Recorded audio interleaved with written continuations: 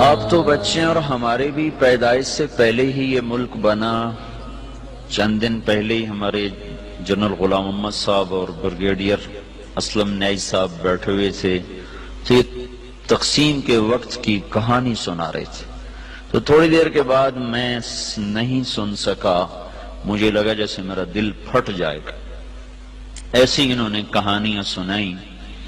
یہ دنیا میں واحد ملک ہے جس کے بنیاد میں گارا اور سیمنٹ نہیں ہے بلکہ 6 لاکھ انسانوں کی ہڈیاں ہیں جس پر اس ملک کو بنایا گیا. ہم تو لوکل لوگ ہیں، مہاجر نہیں ہیں، لہذا ہم نے وہ قربانی نہ دیکھی نہ چکھی. میرے والد صاحب کے ایک دوست تھے، وہ مہاجر تھے جالندھر کے. وہ کبھی کبھی ہمارے ڈیرے میں آیا کرتے تھے، بات کرتے تھے. تو ایک دن میں بھی بیٹھا تھا اور وہ یہ بات کر رہے تھے کہ جالندھر سے میرا جب ہم نکلے ہیں پارٹیشن پر تو میرا سارا خاندان کٹ گیا، اکیلی جان لے کر نکلا. اور تھوڑی چھوٹی سی عمر بھی زیادہ نہیں تھی.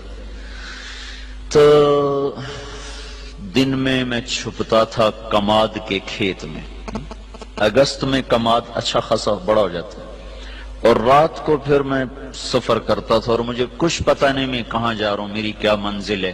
مجھے صرف ایک فکر تھا کہ میں سکھوں کی تلوار سے بچ جاؤں.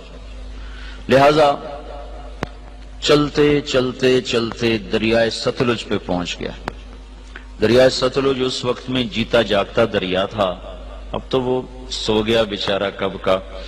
ہم تو اس کی ریت ہی دیکھ پائے، اس کی طغیانیت تو کبھی دیکھی کوئی نہ. یہ بہت بڑا دریا تھا.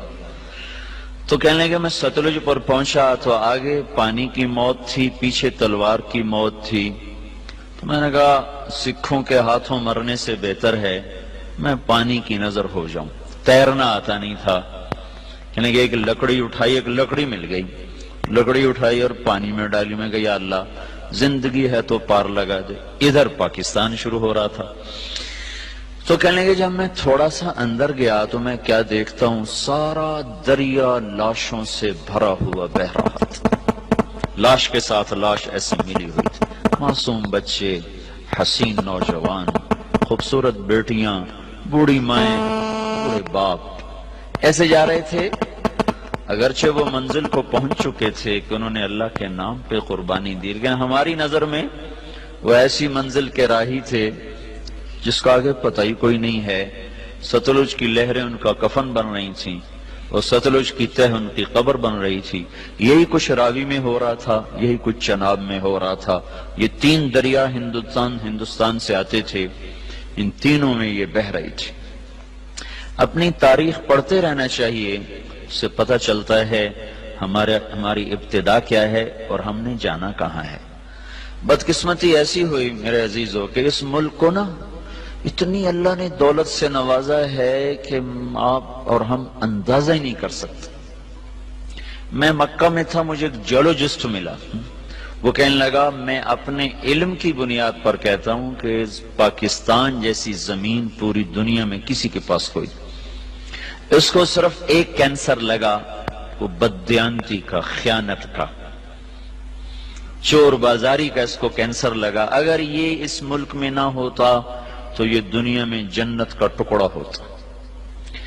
اور اس ملک کو میرے عزیزو جو لوٹا ہے نا، وہ ان پڑھوں نے نہیں لوٹا، زمینداروں نے، تاجروں نے نہیں لوٹا، بڑے ہائی کلاس پڑھے لکھے لوگوں نے اس کو لوٹا ہے.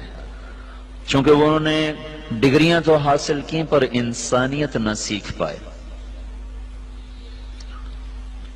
تو اتنی بڑی قربانیاں ہوئیں اور ہم تو میرے عزیزوں کانٹے ہی چننے والے رہ گئے.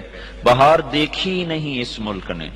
چند مخلص لوگ نہ ہوتے تو اب تک یہ ملک بک چکا ہوتا یا ہندوستان کے قبضے میں جا چکا ہوتا. کہیں کہیں چراغ اب بھی جل رہے ہیں جن کی وجہ سے تھوڑی تھوڑی روشنی ہے. اور یہ قافلہ دھیمے دھیمے دھیرے دھیرے وہ رواں دواں ہے. اگر وہ بھی نہ ہوتے تو اس ملک کو تباہ ہونے میں کوئی کسر باقی نہ چھوڑی تھی بددیانت ٹولے نے. ہائے ہائے ضمیر فروش ٹولے نے. اور بدقسمتی یہ ہے کہ وہ سارا انہی اسکولوں کالجوں سے نکلا ہوا ہے، وہ دیہاتوں سے نہیں. هبي أنصار الهدى